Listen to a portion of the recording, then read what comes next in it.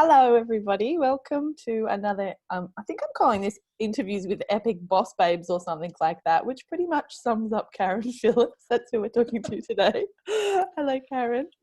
Hi, Natasha. How are you? I'm great. I can see there it says SEO specialist, and I would say yes, Karen is the woman I send everybody to who asks me about SEO. But more than that, do you want to tell people sort of like your name and business title and all those sparkly things and how you really help people? Yeah, sure. I'm Karen Phillips, and my business is Blossom and Grow SEO, and I help people get found online.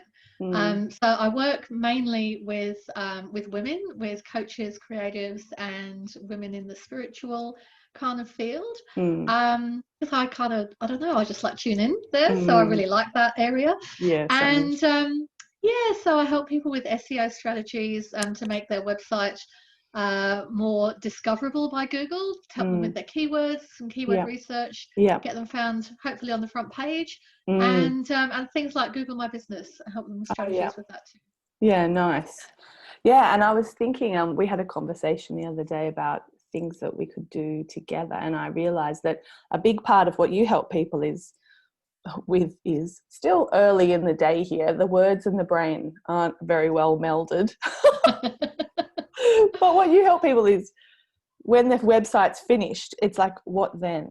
And I was thinking Yeah, that is definitely something that you and I could jam about for ages, because for sure. just getting the website finished is really its own baby. Like, that's having a baby. And then if you don't tell anybody or you don't do these next steps like SEO or Google My Business and the rest, that no one is ever going to find your website. Yeah, yeah. So it's not enough just to build it and they will come. It's not a field of dreams, sadly. So there are some things you have Yeah, to do to get people to the website. Yeah. exactly. And so I had this whole thing for a while of like, oh, if you're a geographically located business, it's really important to do your SEO. But if you are serving globally or Australia wide, it's not as relevant. What do you think about that? Well, yeah, I've had people say that to me before, actually, particularly people in the online world, and that's an interesting aspect. But how will people find you online? Or do you Mm, want people to find you online, mm, firstly? mm, And if you do, how will they find you if you don't have any kind of SEO in place? mm, Um, so so even for an online global business, would you not want business from your local area, for mm, instance? mm. Because business is business, Yeah, wherever it comes exactly. from. Yeah, Yeah, totally. And that makes me realize now that someone might be watching this who doesn't really understand what SEO is. It just stands for search engine optimization. And I mean, yeah, you have a go as well, but my understanding is like when we look at a website page, that's what the humans see. But a website's constructed so that there's all these written information and sometimes encoded information that the search engines get to look at.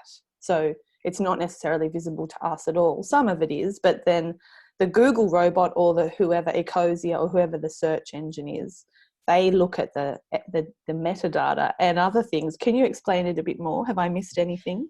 no, that's absolutely right. So Google, for instance, or whichever search engine we're talking about, doesn't actually read your website. Mm, But what it does look for is the strategically placed keywords in the back end. So mm, the metadata, for example.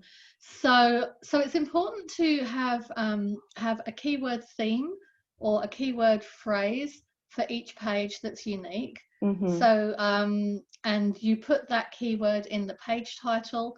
Uh, Hopefully in the URL of the page would be good as well, but Uh, definitely in the page title, in the meta description, which is the bit of text that shows up in the search engines when your page gets presented oh yeah, to a Yoast searcher. Yoast calls that the snippet. Is that the bit you mean? Yeah, Mm-hmm. yeah, and also in the image title and in Uh-huh. the image alt text as well on the Uh-huh. page. Ah, And in the heading of the page, we call it the H1 heading, which is the one that Google checks, yeah. and 3 times in the copy if you can as well. So Yeah, that's making me think it's actually probably almost worth seeing you before someone sees me at some level so they could get clarity about what page names they want to have. that would be a good idea. Mm, Yeah. So to have their keywords mapped out to their pages on their site Yeah. before they even get going. But if So you they can did put all those things in place. yeah, but if they did have it built already, you can go back and tweak things anyway. It's not like it's set in stone, is it? No, you can go back and change things. The only thing you generally wouldn't change is the URL structure. Yeah, nice. Yeah, yeah. Cool. I feel like we understood what we were talking about, but there might be someone out there who's currently having their mind thoroughly turned to mush. But Yeah, that's true. okay. I mean, that's okay. So I guess let's make it easy for people if we tell someone who's really at the beginning something, maybe 1 to 3 little easy things they could do right now themselves to get going. Yeah, sure. Well, I guess the first thing to think of is, what will people be typing into Google to find you and the services you provide? Mm-hmm. So think of what your services are. I'm trying to think of an example now. If, for instance, you are a life coach that specializes in helping women over 50 with life transitions, Mm-hmm. then that's quite specific and quite niched. Mm. So those are the kind of words that you would be using in the areas I've just described in your site and in your copy and all that kind of stuff. Yeah.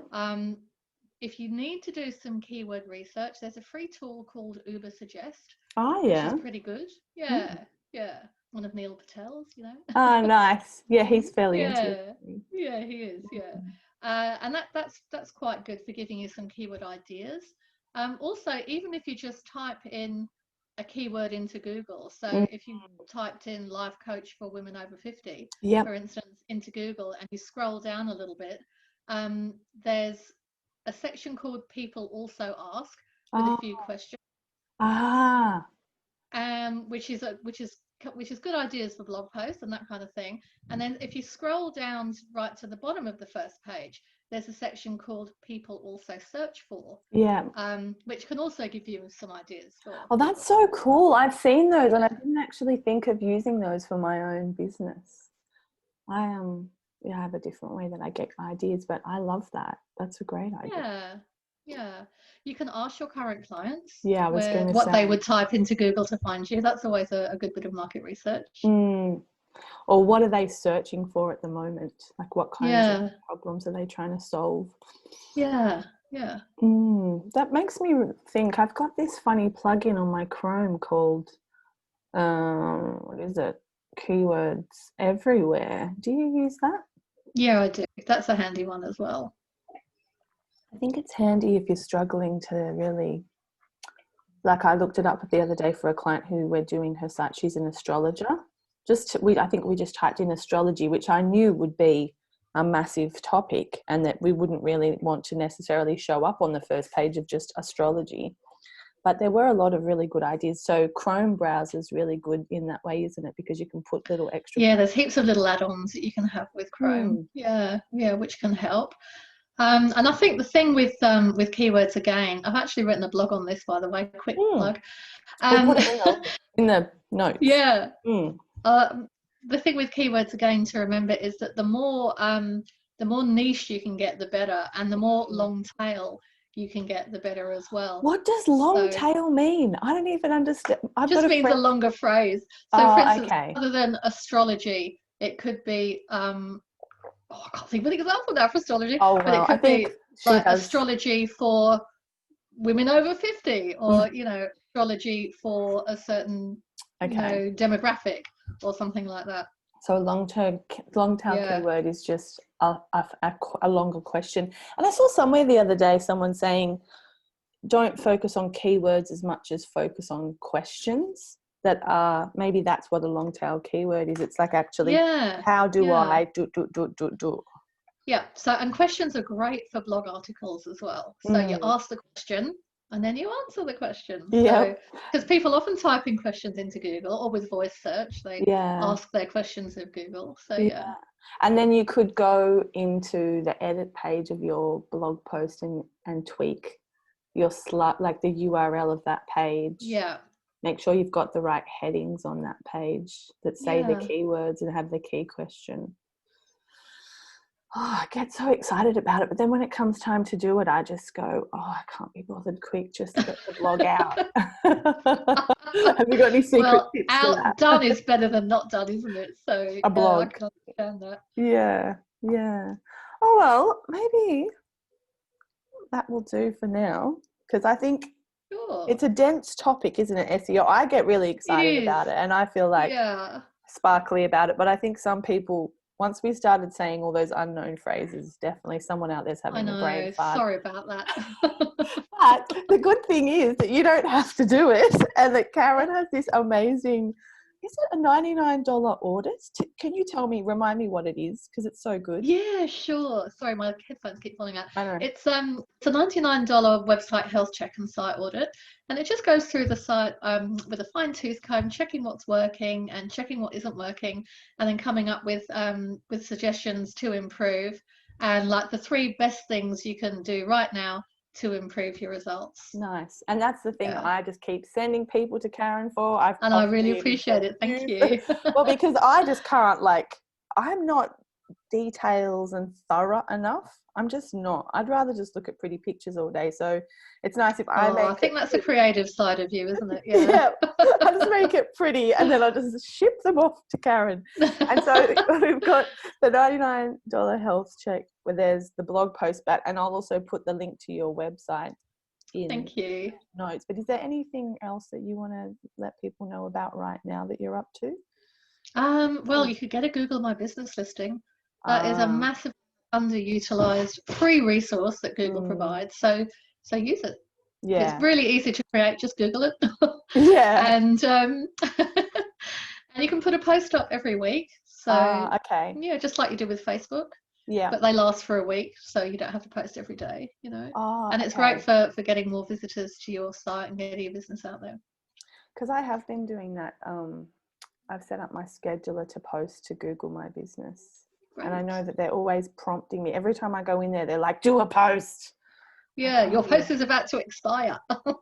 So they only last for a week? Yeah, they do. They're still searchable on your listing, but they're only visible directly, when people first go on there. I mean, once a week, that's not too bad. No, that's okay. Thank you can do Facebook, you can do Google My Business, it's easy. Exactly. Copy and paste. Yeah. And some schedulers do it. I think, I don't know. I don't know who, but definitely you can just. Recur Post does it. And Social Bee should, but I keep getting emails that it's not working, so I'm not going to recommend that.